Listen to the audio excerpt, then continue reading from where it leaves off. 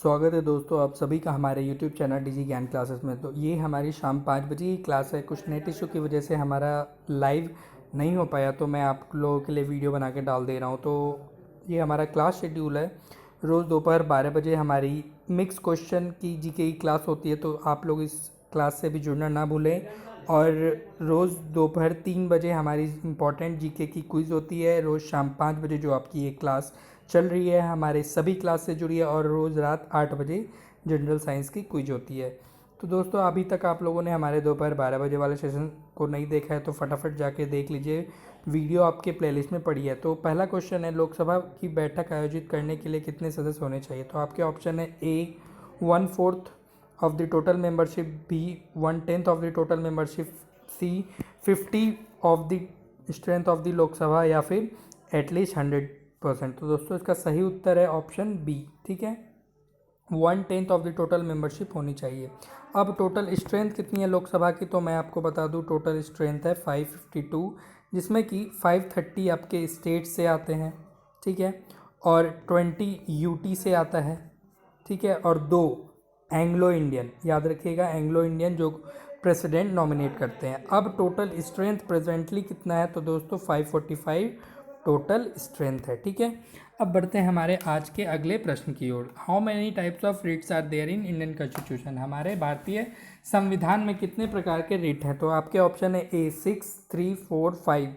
तो दोस्तों इसका सही उत्तर क्या है, कमेंट करके बताइए। इसका सही उत्तर है ऑप्शन डी।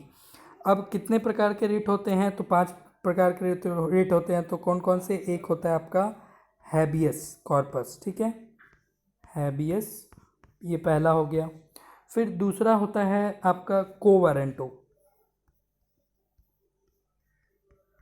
आप लोग चाहे तो नोट डाउन भी कर सकते हो।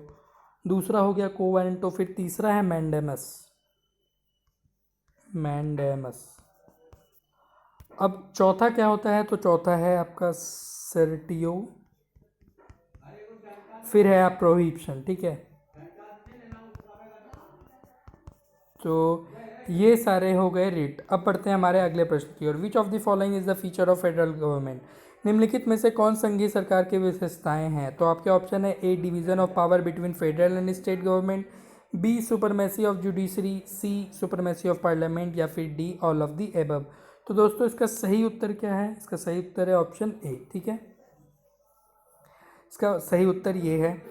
और अगर आप लोगों को हमारे इस वीडियो की पीडीएफ चाहिए तो हमारे टेलीग्राम चैनल या फिर व्हाट्सएप ग्रुप से जुड़ सकते हैं। तो फिर आज का चौथा प्रश्न है, who was the first sultan ruler to appoint Hindu nobles in the court of Delhi? Delhi के दरबार में हिंदू रईसों की नियुक्ति करने वाला पहला सुल्तान शासक कौन था? तो आपके ऑप्शन है ए इब्राहिम लोदी, बी मोहम्मद शाह, सी बहलूल लोदी, या फिर डी मुबारक शाह। तो दोस्तों इसका सही उत्तर है ऑप्शन क्या है, कमेंट करके बताइए। इसका सही उत्तर है ऑप्शन डी मुबारक शाह, ठीक है।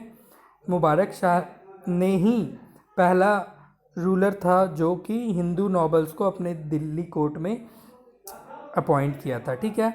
अब ये मोहम्मद शाह किसका बेटा था? तो ये था अलाउद्दीन खिलजी का बेटा, ठीक है, खिलजी डायनेस्टी से ये बिलोंग करता था। अब हमारा अगला प्रश्न है, which of the following invited Babur to invade India? निम्नलिखित में से किसने भारत पर आक्रमण करने के लिए बाबर को आमंत्रित किया? तो आपके ऑप्शन है इब्राहिम लोदी, मोहम्मद शाह, दौलत खान, या फिर मुबारक शाह। तो दोस्तों इसका सही उत्तर है दौलत खान, ऑप्शन नंबर सी, ठीक है। अब ये बाबर से बहुत सारे रिलेटेड क्वेश्चन पूछ लिए जाते हैं, जैसे कि बाबर से रिलेटेड आपका 1526 का लड़ाई पूछ लिया जाता है।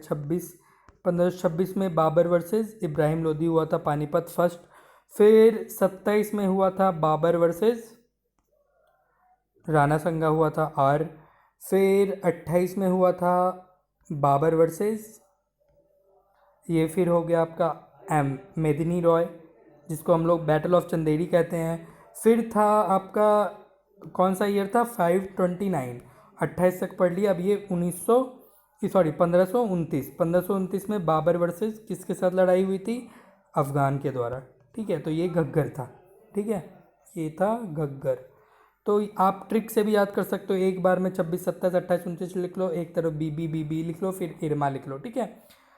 अब बढ़ते हैं हमारे अगले प्रश्न की ओर। Mahatma Gandhi did hunger strike first time during which expedition? Mahatma Gandhi ने किस अभियान के दौरान पहली बार भूख अब हमारा अगला प्रश्न है, ये तो हो गया, अब ये है Mahatma Gandhi did hunger strike first time during which expedition. Mahatma Gandhi ने किस अभियान के दौरान पहली बार भूख हड़ताल की थी? तो आपके ऑप्शन है ए मद्रास, बी खेड़ा, सी अहमदाबाद या फिर डी चंपारण। तो दोस्तों इसका सही उत्तर है ऑप्शन सी अहमदाबाद। ठीक है, अहमदाबाद में महात्मा गांधी ने पहला भूख हड़ताल किया था। अब ये अहमदाबाद कब हुआ था? तो दोस्तों ये 1918 में हुआ था।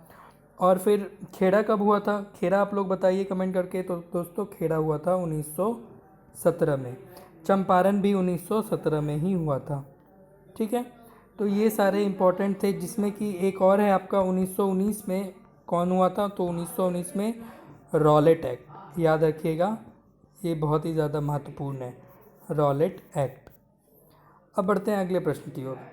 Indian National Congress demanded home rule for the first time in which year. भारतीय राष्ट्रीय कांग्रेस ने किस वर्ष में पहली बार स्वशासन की मांग की? तो आपके ऑप्शन है ए 1900, बी 1906, सी 1905, डी 1902 और एक और ऑप्शन है ई 1916।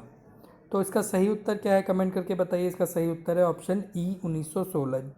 और इसकी शुरुआत किसने किसने की थी? तो दोस्तों इसकी शुरुआत की थी एनी बेसेंट जी ने। ठीक है, एनी बेसेंट जी और बीजी तिलक, इन दोनों ने मिलकर होम रूल मूवमेंट की शुरुआत की थी। अब हमारा अगला प्रश्न है विच 5 year plan is also called Gadgil योजना।